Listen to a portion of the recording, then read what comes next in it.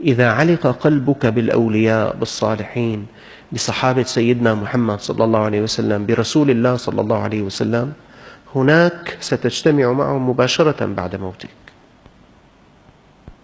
واحد من الأخوة حدثني قال إن أبي كان يحب كثيرا أمنا خديجة رضي الله تعالى عنها، يقرأ سيرتها، يدعو لها، يقرأ الختمات ويهبها إلى روحها. قال أبي يعني علق قلبه بالسيدة خديجة. وأبي وهم من سكان الشام، أبي قال لنا: يا أولادي، إذا أنا مت واستطعتم أن تدفنوني عند سيدتنا خديجة افعلوا. اللي كان أبي يتكلم هالكلام نحن نقول شو يدفن أبي عند السيدة خديجة؟ أول شيء نحن في الشام، والسيدة خديجة أين مدفونة؟ نعم، في مقبرة الحجون. شو أخذ أبي من الشام إلى هناك؟ بعدين ثم الحكومة السعودية لا تأذن لأحد أن يدفن هناك، كل من يعني هناك المدافن الخاصة يدفن بها من مات، وإلا هذه المدافن لا يدفن بها عامة الناس. قال: لكن هكذا يقول لنا أبي إن استطعتم.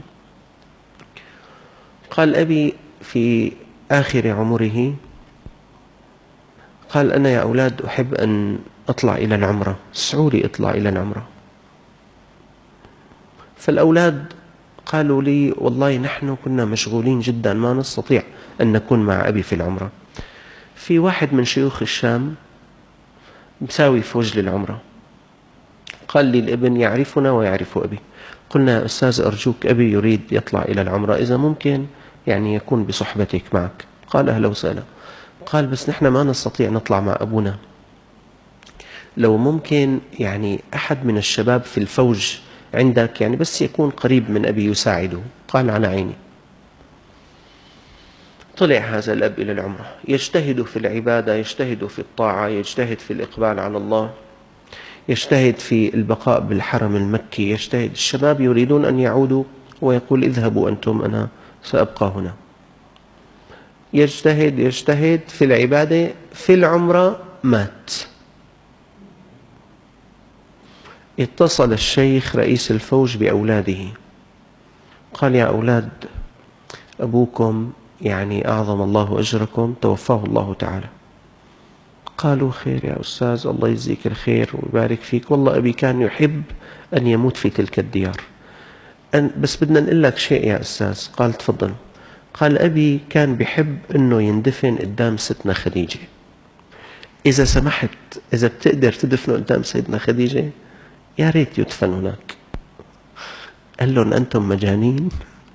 يعني ما بكفي طالعتوا معي أبوكم وتركتوه بدون خدمة، أنا بدي أخدمه أنا وفوجي أنا وشبابي، وكمان بدكم يعني روح أدفنه عند السيدة خديجة؟ أصلا هون الحكومة هي التي تقرر أن يدفن الناس، وفي مدافن هناك سيدفن بها الناس.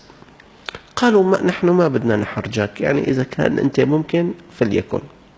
قال: خير إن شاء الله، الله ييسر، الله يرحم أبوكم. السلام عليكم. وعليكم السلام.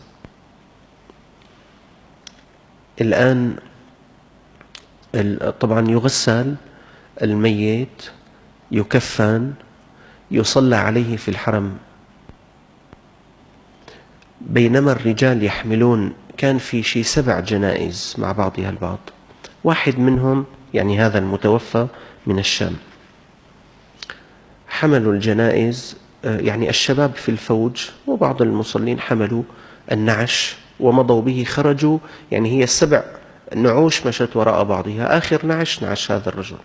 والله يقول الشيخ رئيس الفوج قال: مشينا وراءه ونحن خارجون من الحرم، اقترب رجل لا أعرفه. رئيس الفوج يقول اقترب منه، قال: هل تحبون أن تدفنوا ميتكم قرب السيدة خديجة؟ قال لي: والله أنا جمت. التفت هيك قال: إيه نعم. قال: هلأ إذا خرجت الجنازات 7 أنتم امشوا وراي. قال: أنا قلت للشباب إذا أنا مشيت الحقوني. فمشي الرجل، مشي رئيس الفوج، أشار للشباب لحقوه وضعوه بسيارته. قال والله محفور قبر قرب قبر أمنا خديجة رضي الله تعالى عنها. إذا قلبك علق بالأولياء، علق بصحابة سيدنا محمد صلى الله عليه وسلم، علق بأمهات المؤمنين، علق بآل بيت النبي صلى الله عليه وسلم، علق برسول الله صلى الله عليه وسلم، ستجتمع معهم. ما إن تنتهي من هذه الحياة التي تثقلك إلى الأرض حتى تجتمع بهم. لذلك اجتهد أن يعلق قلبك بهؤلاء، ودير بالك، نسأل الله السلامة، أن يعلق قلبك بالأشرار بالفجار. نصيحة يا شباب، يا رجال، يا أخوات، يا أيها الإخوة، لا أحد يجالس الفجار، لا أحد يجالس الأشرار، لا أحد يطالع أخبارهم إنه شو صار معه، رجع من السفر، سافر، فاز، ربح، خسر. ما بيهمك هذه الأخبار على الإطلاق، لأننا نخشى أن يعلق القلب بهم.